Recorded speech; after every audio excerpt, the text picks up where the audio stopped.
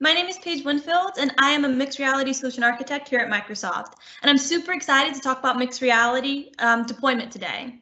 With me is Katie Glarum from Mt Sinai Hospital, and later she will discuss how Mt Sinai is using mixed reality in their hospitals today. Katie, would you like to briefly introduce yourself? Yeah, thanks, Paige.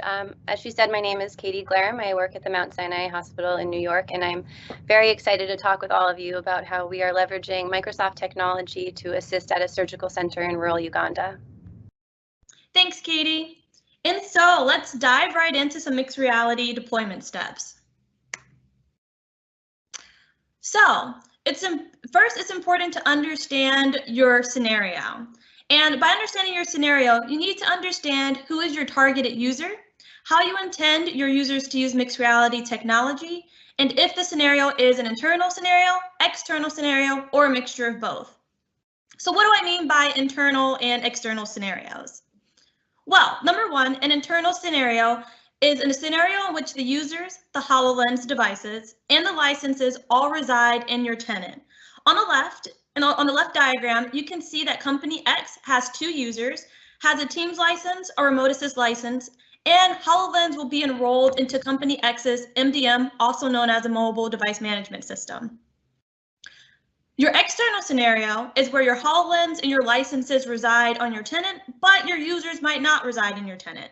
So on the right, you see that there is an expert and a service account that sits within Company Y. The Teams licenses, as well as the Remote Assist licenses, both belong to Company Y, as well as the HoloLens devices are enrolled into Company Y's MDM, or Management Device Management System. However, Company X is a client of Company Y. Therefore, some of the clients in Company X will use the services inside of Company Y. So Company Y might ship their HoloLens devices that has Remote Assist on it to Company X to use. So Mt Sinai uses the external scenario, and Katie will touch on this later in our discussion. So number 2, it's important to include your security and IT team early and often, and preferably during the pilot phase and before the deployment to prevent unforeseen setbacks. It's imperative to make sure that your IT and security teams fully understand your scenario. From personal experience, I often see the involvement of IT and security teams later on in the deployment process. And we end up discovering that there is a mismatch between IT and security requirements in relation to the scenario. So there's 3 things that typically happen when IT or security is involved in the later steps. 1, the scenario has to change, the IT or security requirements have to change, or the way that the scenario is implemented must change, or a mixture of the 3. So it's imperative to make sure that in the beginning, you include your IT and security teams and that they fully understand your scenario before you get to the deployment steps or to the deployment phase. Next, there are 3 types of identities that the HoloLens supports. The first one is a local account. And a local account is typically local to the HoloLens device. It has 1 username and 1 password per device. The second one is an MSA, also known as a Microsoft account. And with this type of account is the type where it's a personal email, such as an Outlook, a Gmail, or a Yahoo, that is used to log into the HoloLens device. And unfortunately, this also means that the HoloLens is restricted to 1 account per device. Last but not least, there's Azure Active Directory, also known as Azure AD, and this is the recommended identity type. Azure AD is a cloud-based identity, and it also allows up to 64 accounts per HoloLens device. So when it comes to enterprise deployment, we typically ask customers or recommend customers to use the Azure AD as the type of identity. Number 4, the 4th step in this deployment process is your MDM, or your Mobile Device Management System. And there are some common profiles that I see used in the field quite often by customers. So I want to just briefly talk about our top 5 CSPs, also known as Configuration Service Providers. So the first one is the Wi-Fi and certificate profiles. I want to specifically focus on certificate profiles. A certificate profile is usually used when a customer requires that users authenticate via certificates before accessing the Wi-Fi or the corporate Wi-Fi. With that being said, our recommendation typically is to use device-based certificates for HoloLens deployments. You can use user-based certificates, but device-based certificates makes for a much cleaner and easier deployment. The second CSP I commonly see used is called tenant locking. And when you tenant lock a device, it prevents bad actors from enrolling the device into another tenant. So for example, let's say there's company Z, and company Z has a bad actor in there, and this person steals your HoloLens and decides to wipe it clean. And then this person tries to enroll it into company Z's tenant. With tenant locking, this will prevent your HoloLens from being enrolled into tenants outside of your organization, which is great for asset protection. The third common CSP that I see is called update/allow auto update, and this allows the HoloLens OS to update automatically. And why would you want the HoloLens to update automatically? Well, for 3 reasons. The first one being that you get feature requests or feature enhancements with each of our updates. There is servicing in our updates and security patches.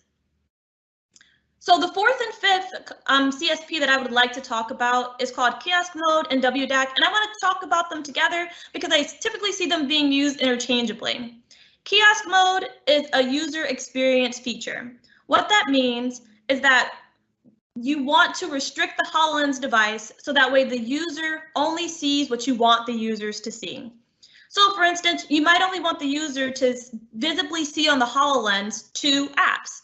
And with kiosk mode, you can do that. WDAC is a security feature. So this puts apps on allow or block list. And with that being said, I usually see customers use both of these together. So they'll add apps to an allow or block to prevent users from accessing the apps, and then they'll use kiosk mode to restrict the user from seeing those apps. And the last thing I want to briefly touch on is autopilot. So autopilot streamlines the enrollment process. This means that admins can configure the out-of-box experience and enable end users to repair devices for business with little to no interaction. The question I really get from customers is, how do I target HoloLens when pushing autopilot profiles? And you do this by using device group tags inside of dynamic rules. So for instance, one of the steps of autopilot is creating a CSV file that has a serial number and a hardware hash of the devices. What you can also do is add a group tag. So these group tags, you then import the CSV file into your endpoint manager, and then you use dynamic rules to target the HoloLens device based on these group tags. And why would you want to do this?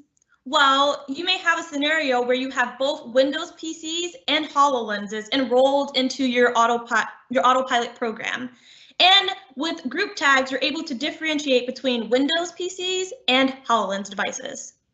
So with that being said, I want to thank you for listening to the deployment steps. I know it was really brief, but I really want just to highlight 5 top things that I see in the field that customers use. And now that you've learned about these key deployment steps in mixed reality technology, let's hear from someone who has actually put this into practice. So please help me in welcoming Katie from Mt Sinai Hospital. Thank you, Paige.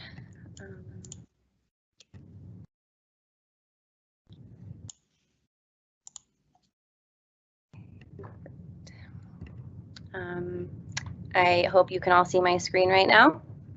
As Paige said, my name is Katie Glarum. I'm the Global Health Program Manager for the Department of Surgery at Mt Sinai.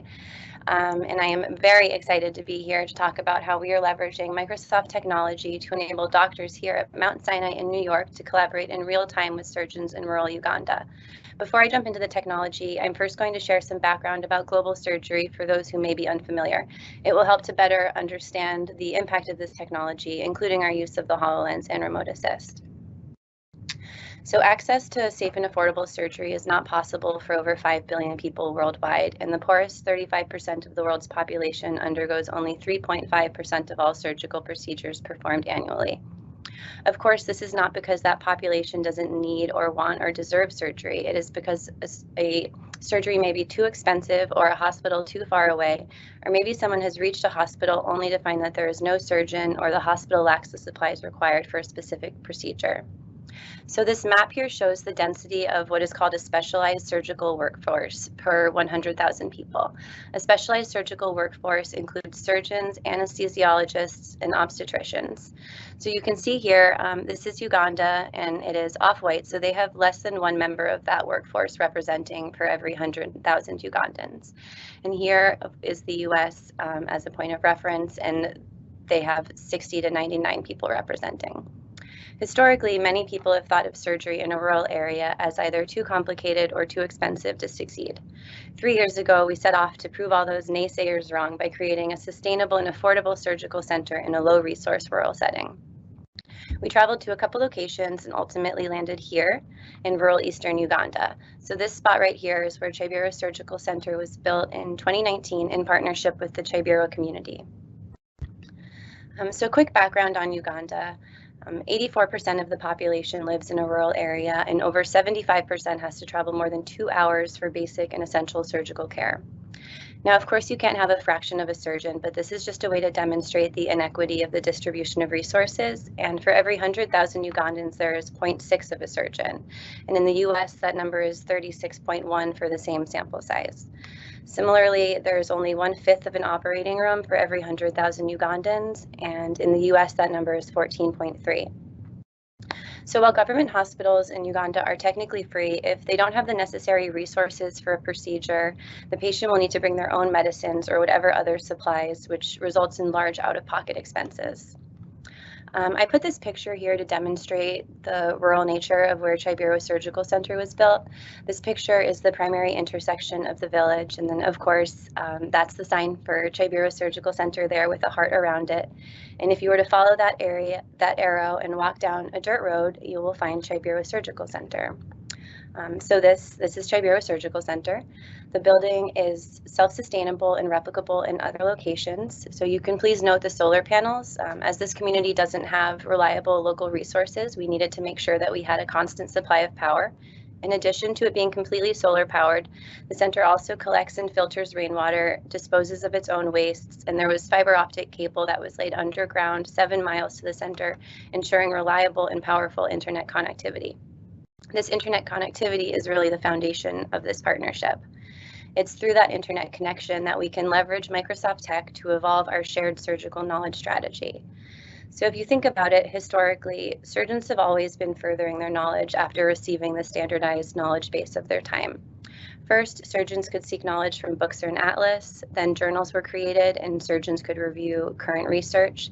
Then there were surgical mission trips, whereby an expert travels to a lower resource setting and offers some training while performing some surgeries. And then surgeons could advance their knowledge by traveling to hands-on teaching courses. So you'll note that the last two required travel, and more often than not extensive travel.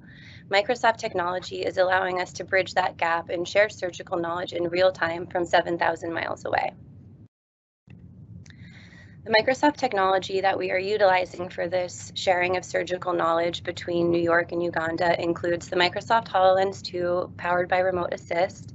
We also have a pathology microscope controlled remotely via Microsoft Teams. So this allows a Mt Sinai pathologist to review slides that are on a microscope in Uganda.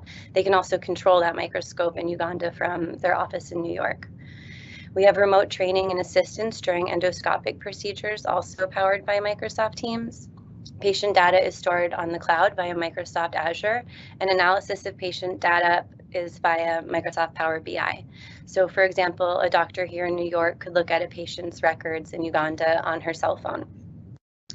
We also have 17 Microsoft Surface hubs to facilitate intercontinental collaboration and communication. 15 of those are in New York and 2 are in Chibiro. Implementation of the HoloLens 2 and Remote Assist was a very big team effort. So Paige earlier mentioned the difference between internal and external, and it's external because we have both the tenant for Mt Sinai and Chibiro Surgical Center, and so Mt Sinai doctors use the Chibiro Surgical Center tenant when they connect. So part of this team, of course, is Mount Sinai and Chibiro Surgical Center. And then in addition to using Microsoft technology, our rep was very helpful to this process. Spherogen is the authorized reseller from whom we purchased the HoloLenses, and they also trained us on remote assist and continue to help us to troubleshoot and get any bugs we encounter fixed. Telistic is a Microsoft partner in East Africa, which supports the IT at Chibiro Surgical Center. And truly, without all 5 of these teams, this project would not have had the success that we're having now. This is a photo of Dr. Joseph wearing the HoloLens in the operating room in Chibiro, Uganda. He's being assisted by Dr. Moses across the table. He's also being assisted by Dr. Marin from 7,000 miles away. Dr. Marin appears as a hologram to Dr. Joseph, allowing real-time face-to-face collaboration during the surgical procedure. These next 2 slides are videos, and they include video taken inside the OR where there is a patient under sedation. If that makes you uncomfortable, please look away. There is audio though, so I would encourage you to listen to that. Both of the videos show Dr. Joseph's view through the HoloLens. The first shows him in conversation with a hologram of Dr. Marin, who's in his office in New York, and that's what I will show you now. Operating room with my best friend, Dr. Joseph, and we're 7,000 miles away. Dr. Joseph, this is a miracle. Yeah, this is amazing. You see, I see you right across the incision, so it's like you're on the opposite side of the table. So next is a video depicting another way that we leverage the hologram technology while also demonstrating a collaborative moment between Drs. Marin and Joseph. Dr. Marin is able to use his mouse to draw lines on his computer screen, which then Dr. Joseph sees as a hologram, helping to illustrate a type of incision that Dr. Marin was suggesting. So I'll show that now. Sometimes it's actually helpful to do a circular incision. I'm just going to trace out for you what I'm thinking. If you did a circular incision, not elliptical, you'd have more options on the closure, because then you could close it in this direction or this direction. We would have lots of options to close the skin depending on the redundancy afterwards. If we do an elliptical incision, we may be limited by the site of the elliptical corners, and that may not be ideal when we see how deep we have to go. What do you think about that? So you can see here how the hologram not only facilitates face-to-face communication and collaboration, but can also be a very helpful tool for illustrating a specific surgical technique. Another cool thing that we're doing is remote training of endoscopy using Microsoft Teams. This is Dr. Jerome Way. He traveled to Chibiro in February of 2020 and trained 8 surgeons in endoscopy. He had planned to return, but of course, COVID got in the way of that. But Teams has allowed us to COVID-proof this training process as Dr. Way assists from his home office in New York. So I'm just going to play a short clip of that. And start going in. Okay. We have to make another loop to get further in, but we're going to make the loop and then take it out. Okay. So one last thing that I want to show you is remote pathology using Microsoft Teams. A remote pathologist has a Teams meeting with a computer in Uganda that is attached to a microscope, and it has a Teams meeting with a pathologist in New York, and the computer in Uganda shares its screen while the remote pathologist takes control of it and is then able to control the microscope. So this is me down here pretending to be a pathologist, and if you look over here, once I hit play, you'll see that my mouse is selecting different magnifications, and then the microscope is auto-focusing it for me. So I'll play that for you now. There's no audio to this one.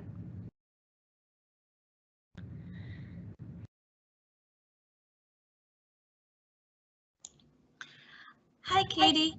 Sorry to interrupt. It seems like the video has frozen, so I don't think they can see the endoscopy video. Oh, interesting. Well, are you back on that slide now seeing it? No. We're still on the slide at the surgical center with Dr. Marin. Okay. And start going. I'm not sure why you're not seeing what I am seeing on my screen that's being shared. Hey, Katie, can you do me a favor? Will you stop sharing your screen and reshare it for me? Sure. It's stopped now, yeah? Yes, ma'am. Okay, let's try again. What are you seeing now? We're seeing the remote training of endoscopy. Okay, and is this what you have not yet seen? Correct. Okay, so here is a short clip of Dr. Wei. Hopefully you will be able to see it. Okay. And start going in. Okay. We have to make another loop to get further in, but we're going to make the loop and then take it out. Okay, I'm going to move forward on the slide now, and I hope that you see that slide move forward. Yes, we are all good now. Okay, I guess I think you haven't seen this video yet, so I'll play it again. And again, here's me down here pretending to be a pathologist. And if you look here, you can see my mouse at the time clicking the magnifications and then the microscope autofocusing. Hopefully you can see that.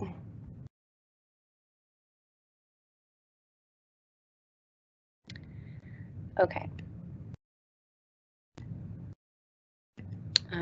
Okay, I hope now that you also see a slide of my colleagues in Uganda. I mentioned earlier the teamwork that it took to put this whole program together, and I just want to end this presentation with a photo of my colleagues in Uganda who are working so hard every day to make surgical care available to their community. They are the true heroes, and this is really their story, so I want to thank them and Microsoft for giving me the opportunity to share it with all of you.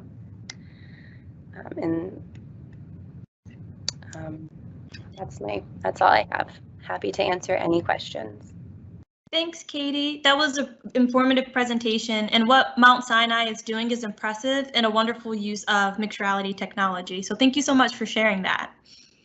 So we're going to open up the floor for questions, but to get started, how long have you used the HoloLens to do surgery? The first HoloLens assisted surgery was September of 2020, and we've done it twice so far. We plan to do it more, but we're actively recruiting Mount Sinai surgeons to assist, and then that will make it. I'll move it a little bit faster, but we have to train everybody on this side on how to use remote assist, obviously, before we can do it. Thank you. And then one more question. Does Mount Sinai expect to expand this effort to other countries? Yeah, that would be ideal. As I mentioned, the building itself is replicable in other places. Having been here, we've gotten to know about the culture and social dynamics of Uganda, and I wouldn't want to assume that it is similar in other locations. So I think we would first start in other locations in Uganda and then maybe East Africa and grow out from where we are now that way, yeah. And I see we have a question from the chat. An anonymous person said that this was an amazing use case, and they're wondering if you have encountered any challenges with the setup on your way, and do you have any tips on how to address them in future projects? Excuse me. Sorry, if we had any hiccups with what? Oh, sorry, if you have encountered any challenges with the setup, and do you have any tips on how to address them in future projects? Got it.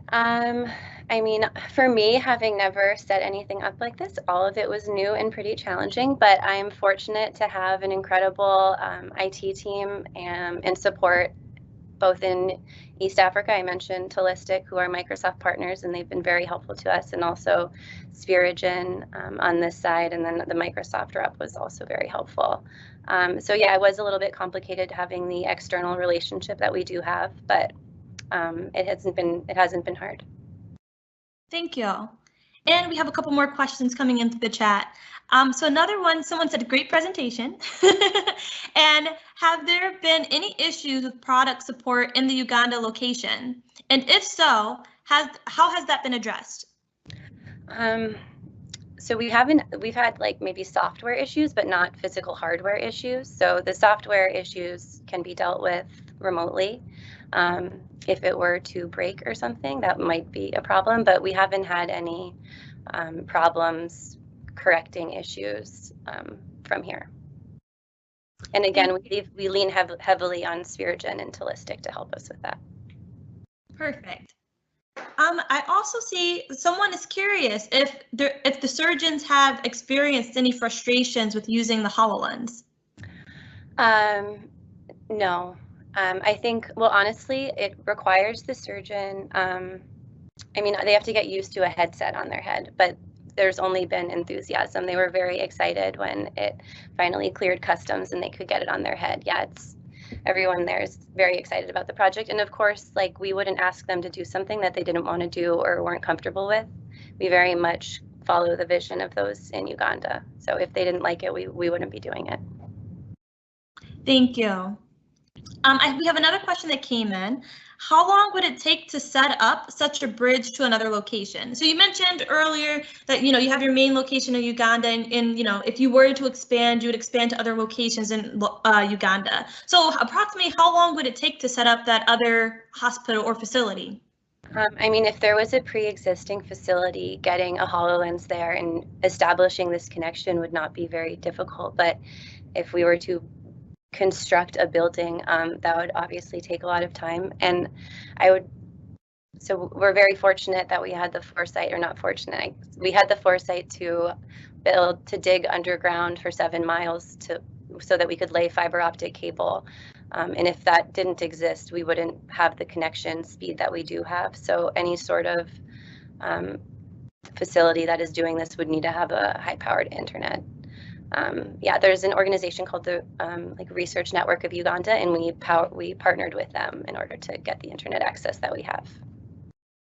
Thank you, Katie. Another question came in, and I can help answer this one as well. They said incredible work. And how does the link between Teams and HoloLens? So it's a multi-part question. So the first part is, how does the link between Teams and HoloLens work?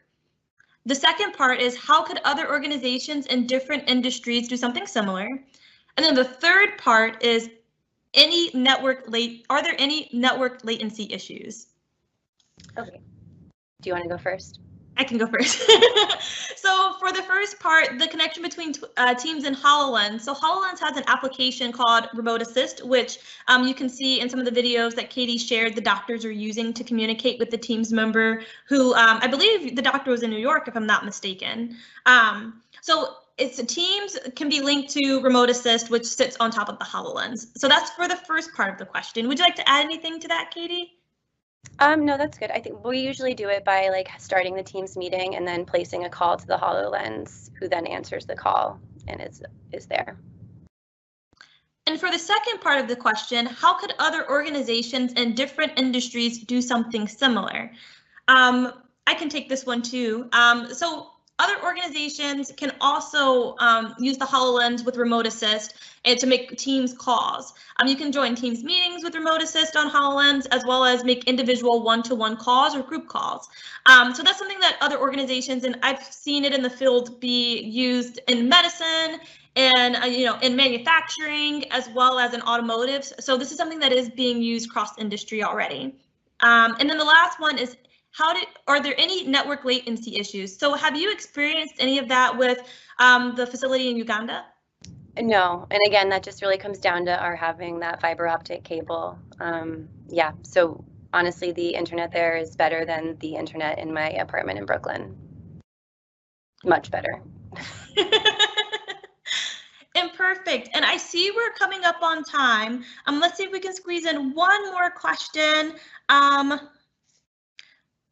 So a lot of these are bandwidth limitations questions. It seems like a lot of people are wondering about limitations, but again, like Katie says, it's they have a dedicated fiber optic line, which helps mitigate those bandwidth issues. But with that being said, we are at the end of time. So I do thank you so much, Katie, and thank you, Mt Sinai, for coming to share your experience with us. Very insightful. Thank you. Also, if people have questions and want to reach out to me directly, please feel free. It's just katie.glarum@mountsinai.org. Thank you, Katie. Yeah, thank you. This has been great.